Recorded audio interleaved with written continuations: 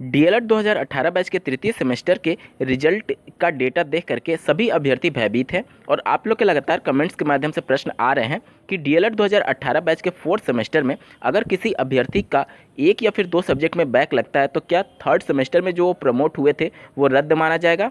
साथ ही 19 बैच के अभ्यर्थियों का भी ये लगातार प्रश्न आ रहा है कि अगर उनके द्वितीय सेमेस्टर में बैक लगती है तो क्या फर्स्ट सेमेस्टर उनका जो प्रमोट हुआ था वो रद्द कर दिया जाएगा। ऐसे ही आपके महत्वपूर्ण प्रश्नों का जवाब इस वीडियो में हम लोग ढूंढने की कोशिश करेंगे। नमस्कार दोस्तों, मेरा नाम है नीरज और आप देख रहे हैं करियर बिट यूट्यूब चैनल। अगर आप इस चैनल पहली बार विजिट कर रहे हैं तो इसको सब्सक्राइब करते हुए बेल आइकन को प्रेस करना ना भूलें। सबसे पहले बात करेंगे डीएलएड 2018 बैच के फोर्थ सेमेस्टर की। देखिए, थर्ड सेमेस्टर में जिन अभ्यर्थियों का प्रमोशन हुआ था यानी कि जो प्रमोट हुए थे उनका जो प्रमोट हुआ है वह प्रथम और द्वितीय सेमेस्टर के रिजल्ट के आधार पर हुआ है। तो आपका प्रमोट अब फोर्थ सेमेस्टर के रिजल्ट पर बिल्कुल भी डिपेंडेंट नहीं है। अगर फोर्थ सेमेस्टर में आपकी बैक लगती है तो आपका प्रमोट रद्द नहीं होगा, क्योंकि आपने जो प्रथम और द्वितीय सेमेस्टर में जैसा परफॉर्म किया था उसके अनुसार आपका प्रमोट हुआ है। तो अगर फोर्थ सेमेस्टर में बैक लगेगी तो आपको कोई भी प्रभाव नहीं पड़ेगा तृतीय सेमेस्टर के प्रमोट पर। अब बात कर लेते हैं 2019 बैच के संदर्भ में। तो इनका जो प्रमोशन हुआ है प्रथम सेमेस्टर में, क्योंकि इनके पास कोई आधार नहीं था नंबर देने के लिए, इसलिए पीएनपी ने और एससीईआरटी ने ये तय किया था कि द्वितीय सेमेस्टर के रिजल्ट के अंकों के बराबर ही इनको प्रथम सेमेस्टर में अंक दिए जाएंगे। साथ ही अगर द्वितीय सेमेस्टर में 19 बैच के किसी कैंडिडेट की बैक लगती है तो प्रथम सेमेस्टर में जो उनका प्रमोट हुआ है वह पूरी तरीके से रद्द कर दिया जाएगा पीएनपी के अनुसार।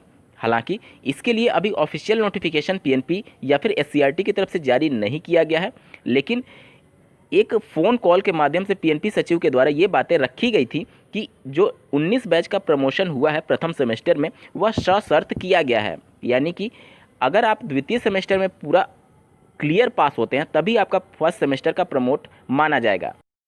अब बैक के कंडीशन में पीएनपी के अनुसार डीएलएड 2019 बैच के द्वितीय सेमेस्टर के अभ्यर्थियों का प्रथम सेमेस्टर के प्रमोट पर क्या प्रभाव पड़ेगा, इसको डिटेल में समझ लेते हैं। देखिए, अधिकतम 2 सब्जेक्ट्स में अगर बैक लगती है तो उसको सब्जेक्ट बैक के नाम से जाना जाता है, और 3 या फिर 3 से ज़्यादा सब्जेक्ट्स में अगर बैक लगी तो उसको सेमेस्टर बैक के नाम से जाना जाता है। सबसे पहले बात करेंगे सब्जेक्ट बैक के संदर्भ में। तो अगर किसी कैंडिडेट का 19 बैच के द्वितीय सेमेस्टर में 2 सब्जेक्ट में बैक लग जाता है या फिर 1 सब्जेक्ट में बैक लग जाता है तो पीएनपी के अनुसार आपका प्रथम सेमेस्टर में जो प्रमोट हुआ था उसको रद्द कर दिया जाएगा। आपको प्रथम सेमेस्टर के सभी पेपर्स क्लियर करने होंगे। साथ ही 19 बैच में द्वितीय सेमेस्टर में जिस सब्जेक्ट में आपका बैक लगा था उस बैक पेपर को भी आपको क्लियर करना होगा। अब बात करेंगे सेमेस्टर बैक के संदर्भ में, यानी कि अधिकतम 3 या फिर 3 से ज़्यादा सब्जेक्ट्स में अगर आपकी बैक लगी उस कंडीशन में पीएनपी के अनुसार आपके प्रथम सेमेस्टर का प्रमोट रद्द हो जाएगा और द्वितीय सेमेस्टर भी आपका सेमेस्टर बैक होने की वजह से आपको द्वितीय सेमेस्टर की भी सभी परीक्षाएं क्लियर करनी होंगी, यानी कि सेमेस्टर बैक के कंडीशन में आपका प्रथम और द्वितीय सेमेस्टर के सभी पेपर्स क्लियर करने अनिवार्य हो जाएंगे।